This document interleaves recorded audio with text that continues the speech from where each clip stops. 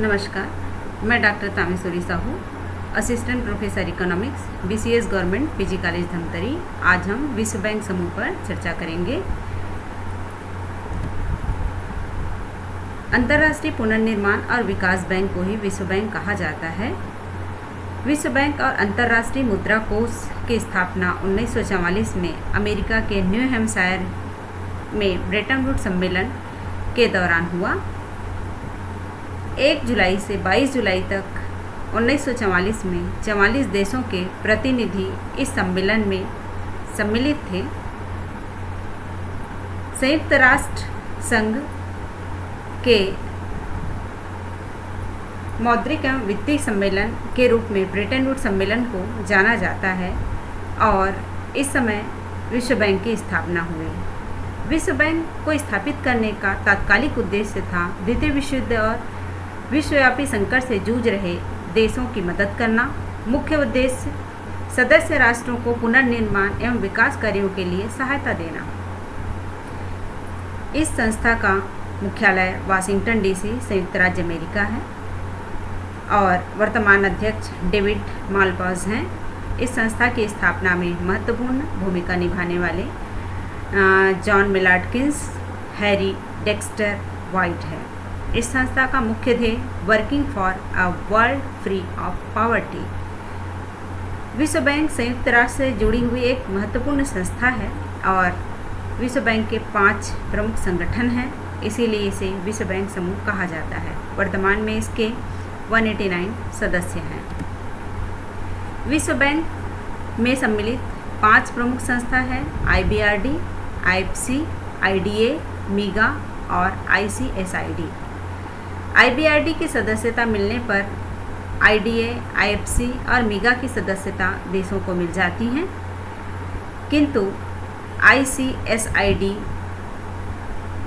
एक ऐसी संस्था है जिसके लिए सदस्य देश स्वतंत्र हैं। अंतर्राष्ट्रीय पुनर्निर्माण एवं विकास बैंक। अंतर्राष्ट्रीय पुनर्निर्माण और विकास बैंक, जिसे विश्व बैंक कहा जाता है, इसके वर्तमान अध्यक्ष सदस्य 189 हैं और इसकी स्थापना का उद्देश्य मध्यम विकास वाले देशों और ऋणग्रस्त गरीब देशों को ऋण प्रदान करना है। यह गैर उधार सेवा भी प्रदान करती हैं, जिसमें विश्लेषणात्मक एवं सलाहकारी सेवाएं प्रदान करती हैं। IBRD के सदस्य देश उनकी शक्तियां या मताधिकार उनके पूंजी की अंशदान पर आधारित हैं और उसमें सदस्य देशों के मतदान शक्ति के अनुसार इस संस्था में स्वामित्व भी निर्धारित होती हैं। IBRD की सदस्यता लेने वाले सदस्य को IDA की सदस्यता निश्चित रूप से मिल जाती हैं और यह अभी तक AAA रेटिंग के साथ अपना कार्य कर रहा है। IDA की स्थापना 1960 में हुई और वर्तमान में इसके सदस्य 173 हैं। दुनिया के गरीब देशों को मदद करने वाले, सॉफ्ट लोन प्रदान करने वाले, इसे सिंगल विंडो भी कहा जाता है। यह आर्थिक विकास को बढ़ावा देने वाली संस्था है और गरीब देशों को यह सॉफ्ट लोन प्रदान करता है। 75 गरीब देश अपनी बुनियादी सेवाओं के लिए यहाँ से लोन लेते हैं, जिसमें से 39 अफ्रीकी देश है। रियायती शर्तों पर ऋण देता है, बहुत कम ब्याज पर ऋण देता है और इसकी पुनर्भुगतान यह लंबे अवधि में करने के लिए शर्तें रखता है, जैसे 30 से 38 वर्ष में इसकी पुनर्भुगतान की जा सकती हैं। प्राथमिक शिक्षा, बुनियादी स्वास्थ्य सेवा, स्वच्छता, पेयजल व्यवस्था, कृषि व्यापार, जलवायु सुधार, बुनियादी ढांचा विकास एवं संस्थागत सुधार के लिए IDA से लोन लिया जा सकता है। इंटरनेशनल फाइनेंस कॉरपोरेशन IFC, इसकी स्थापना 1956 में हुई और वर्तमान में इसके सदस्य 184 हैं। यह सामूहिक रूप से नीतियों को निर्धारित करता है और विश्व बैंक का सदस्य बनने के लिए किसी भी देश को पहले अंतर्राष्ट्रीय वित्त निगम का सदस्य बनना आवश्यक होता है। 100 से अधिक विकासशील देश में उभरते बाजारों में कंपनी और वित्तीय संस्थाओं को रोजगार सृजन करने, कर राजस्व जुटाने, कारपोरेट प्रशासन, पर्यावरण में प्रदर्शन में सुधार एवं स्थानीय समुदायों में योगदान के लिए सहायता संबंधी यह योगदान देती हैं।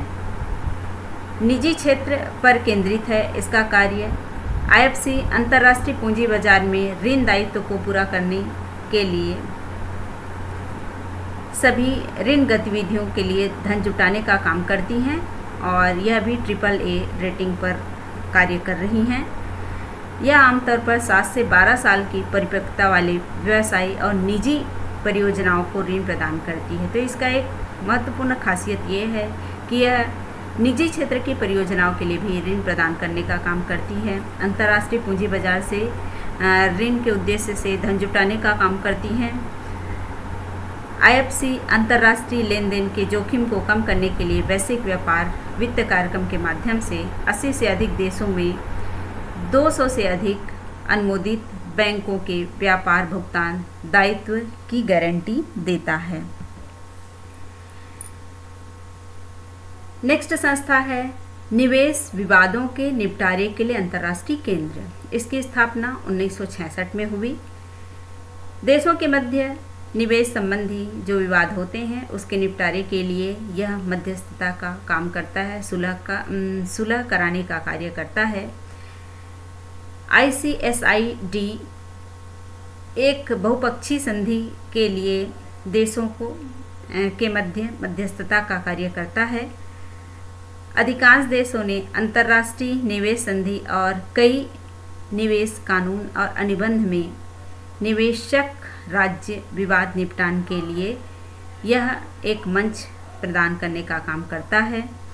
इसका नेतृत्व महासचिव द्वारा किया जाता है और इसकी कार्रवाई की तकनीक भी प्रशासनिक सहायता प्रदान करता है। महासचिव कभी कभी पंचायत न्यायाधिकरण या सुलह आयोग का भी गठन करता है। बहुपक्षीय निवेश गारंटी योजना, इसकी स्थापना 12 अप्रैल 1988 को हुआ। मीगा जो कानूनी तौर पर अलग और आर्थिक रूप से स्वतंत्र इकाई के रूप में व्यवसाय के लिए स्थापित की गई है। इसके 179 सदस्य हैं। मीगा विकासशील देशों में गैर वाणिज्यिक जोखिम के खिलाफ निवेश बीमा और सार्वजनिक और निजी स्रोत के संबंध में एक गारंटी प्रदान करने का काम करता है। ऋणदाता और निवेशकों को युद्ध, राजनीति में जोखिम संबंधी सुरक्षा प्रदान करने का कार्य करता है। इसका उद्देश्य विकासशील देशों में विदेशी प्रत्यक्ष निवेश को बढ़ावा देना है ताकि आर्थिक विकास में मदद मिल सके, गरीबी को कम करना है और लोगों के जीवन स्तर को बेहतर बनाना है। जोखिम को कम करने के लिए यह एक गारंटी प्रदान करने का काम करता है। इन जोखिमों में मुद्रा की अनिश्चितता, हस्तांतरण प्रतिबंध, सरकार का विघटन, युद्ध, आतंकवाद, नागरिक गड़बड़ी, अनुबंध का उल्लंघन या वित्तीय दायित्व के निर्वहन से भटकाव की स्थिति में यह जोखिम गारंटी का कार्य करता है। विश्व बैंक के संगठन कैसे हैं? तो विश्व बैंक की संगठनात्मक ढांचा पर हम गौर करते हैं तो इसके 3 प्रमुख स्तंभ हैं: बोर्ड ऑफ गवर्नर्स, कार्यकारी निदेशक और अध्यक्ष। विश्व बैंक के कार्यकारी निदेशक मंडल में सामान्य संचालक जो 4 प्रमुख संस्थाओं के हैं, IBRD, IDA, IFC और मीगा के प्रतिनिधि हैं। 24 कार्यकारी निदेशक हैं और एक अध्यक्ष हैं। विश्व बैंक का अध्यक्ष कौन हो सकता है? तो विश्व बैंक का अध्यक्ष सबसे बड़े शेयरधारक जो विश्व बैंक में हैं वह अध्यक्ष प्रस्तावित करता है। विश्व बैंक का सबसे बड़ा शेयरधारक वर्तमान में अमेरिका है और उसके द्वारा ही अध्यक्ष की नियुक्ति की जाती है। वर्तमान में 13वें अध्यक्ष डेविड मालपास हैं। IBRD के जो अध्यक्ष हैं वो निदेशकों का प्रधान होता है, मतलब इस संगठन का प्रधान है। 5 वर्ष के कार्यकाल के लिए चुना जाता है और वह IBRD, IDA और IFC संस्थाओं के संचालन का कार्य करती है। इस संस्था की बैठक प्रत्येक माह होती है और यह सामान्य कामकाज का संचालन करती हैं। दूसरा है बोर्ड ऑफ गवर्नर।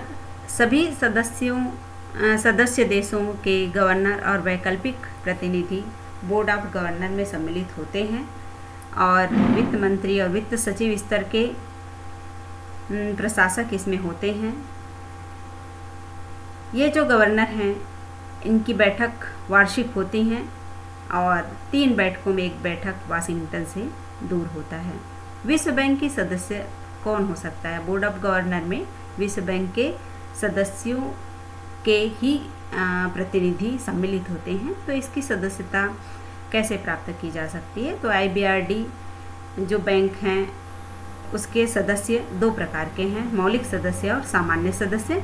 मौलिक सदस्य जिन्होंने 31 दिसंबर 1945 तक विश्व बैंक की सदस्यता ग्रहण कर ली थी। भारत अंतर्राष्ट्रीय मुद्रा कोष की भांति विश्व बैंक के भी संस्थापक सदस्यों में से हैं।